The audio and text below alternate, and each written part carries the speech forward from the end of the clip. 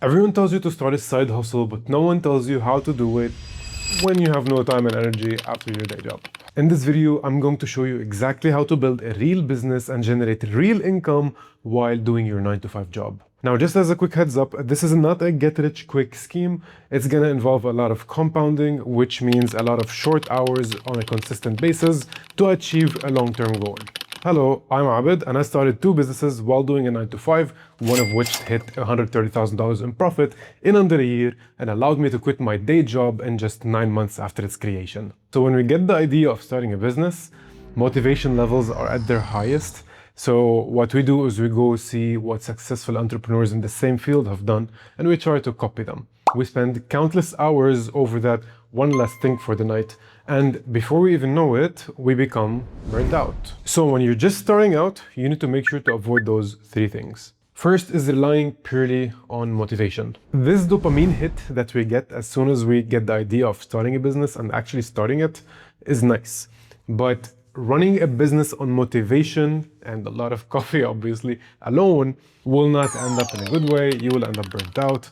And this is not something that we want to do. We want to follow a more strategic approach with a proper plan and set goals. Now, being motivated is very good. It's a start. But you have to always tie your motivation to an end goal with realistic time management. And those goals have to be micro goals. They have to be small goals that you can achieve in small increments of time.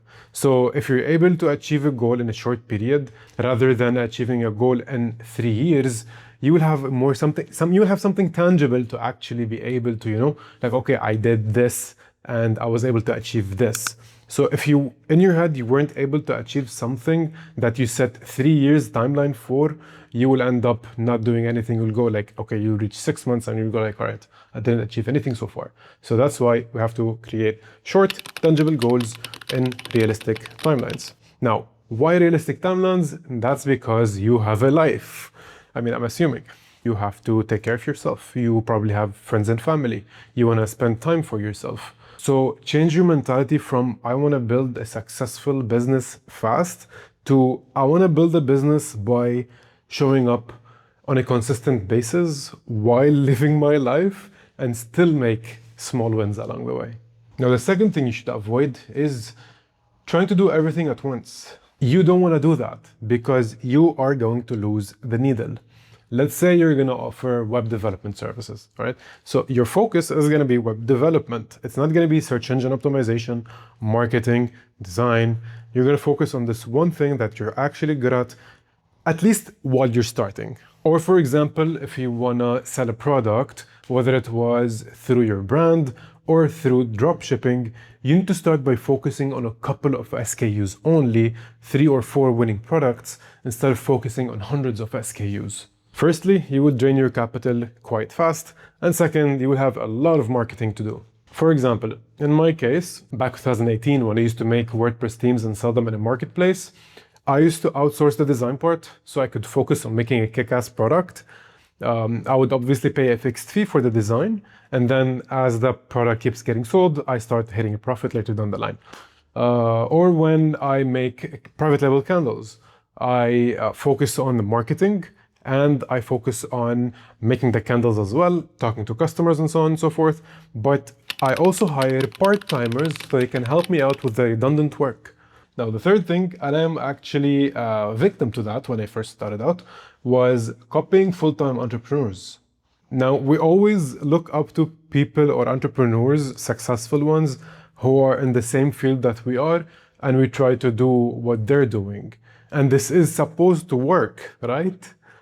Wrong. What you're doing is comparing your chapter 1 to their chapter 30, and this can actually be disheartening at points, like, why is this person here and I'm not? But you have to get rid of this mentality, because I also used to be like this. Some people have been in the business for like 12 years or at a specific level, and then there's me who's at another level. But again, I always remind myself, these guys have been there for 12 years. They have a name in the market, they have a market share, they have much bigger capital than I have because they've been doing this for a long period of time. Anyways, so what you want to do instead is get inspiration from them. Set specific goals and a specific time period in which you can get to their level a little less or a little above. Just make sure to set those goals, and every task that you do contributes to those goals in the long term. By implementing those things, I was able to start a 9 to 5, to working a business while doing that 9 to 5, to quitting my 9 to 5, and then to now starting another business, which is this YouTube channel, while still having my primary business. So you figured out what you want to do, and that's selling a product, which is basically tumbler mugs.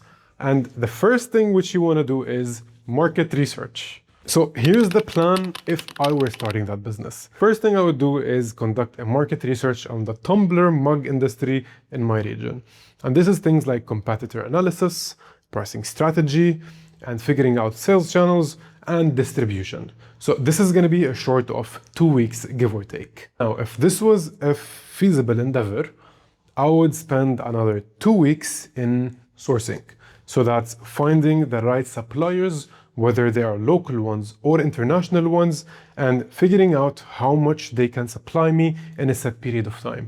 By doing those two things, now we have our proper market study, and we have the proper suppliers where we're going to be getting our tumblers from.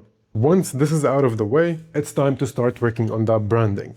Now, if you have the skills for it, that's great. If you don't, you might want to outsource. But I would personally start by using AI tools because it can get me going the fastest, and I would improve as I go, or once the cash flow starts coming in, and this is so I don't burn out through all my capital at the early stages. Now, once your branding is in place, I would start by working on something that I would like to call the minimum viable setup. This means that we're not trying to build the perfect environment for the business, but rather something that can start getting us to sell. So instead of starting with 20 tumbler mugs, we're going to focus on 3 or 5 different variations and colors. By the time manufacturing and shipping is on the way, you need to start working on your sales channels. So that's your Instagram, your TikTok, which I highly recommend, by the way. But a very important note to make sure to check which one works best in your region. Because in my case, back when I was in Dubai, Instagram worked much better than TikTok, but right here in Lebanon, TikTok works much better than Instagram. So you have to conduct this research. And then you have to start working on your website, whether you're going to do it through WooCommerce or Shopify, or you can even start an Amazon store and then start spreading the news through word of mouth as well. Just remember one thing, that you don't have to do all of them just once. Just do what works for you the best based on your region and your capital, obviously. Once you launch your sales channels, preferably Instagram and TikTok, you start posting content on a consistent basis, whether it was daily posting or 3 times a week, as long as it's consistent. Focus on behind the scenes, product shots, packaging, mistakes. And I would assume for a video like this, something like showing the craftsmanship that happens to make this specific product would help build a connection with the product and the customer. Because don't forget, in these days, people tend to buy the story behind the product and not just the product itself. I mean, at the end of the day, there's so many tumblers out there and they all look the same, but people prefer a specific brand over the other because it has a story to tell. After the ball starts rolling, you will start increasing your ad spend. You will start finding different sources of income. For example, you can start displaying your tumblers at retailers, or you can start offering wholesale and customization if this is something that you want to do. So what we want to understand from this whole thing is that we have a plan, and time management is our best friend because we still have a 9 to 5 to follow and we still have a life to live. We are setting small, clear, and realistic goals that contribute to a bigger one. Just make sure to select a business that you can afford to launch without burning through all your savings. Now, let me be real and honest with you.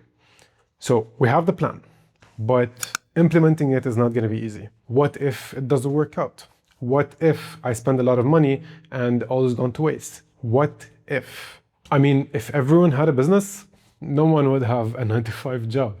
And not to demotivate you, but my business started out with 0 income for the first 6 months. If you have 0 experience, you have to brace yourself because you will not be building a business in your free time. You will be replacing your free time with building a business. One thing I can tell you for sure though is that if you stick with it long enough, you will harvest your fruits and you will start having options. It took me 7 months to shift from a full-time job to working part-time there and focusing on my business. And then a couple months later, I handed in my resignation letter and I focused full-time on the business. So it does take time, but if you stick to it, it works. So guys, there is light at the end of the tunnel. Just remember those 3 things: long-term goals, time management, consistency. If you start your business while doing a 9 to 5 and you implement those 3 things, you will be handing in your resignation letter faster than you think. Anyways, that's it for today's video. Thank you so much for watching. Bye-bye.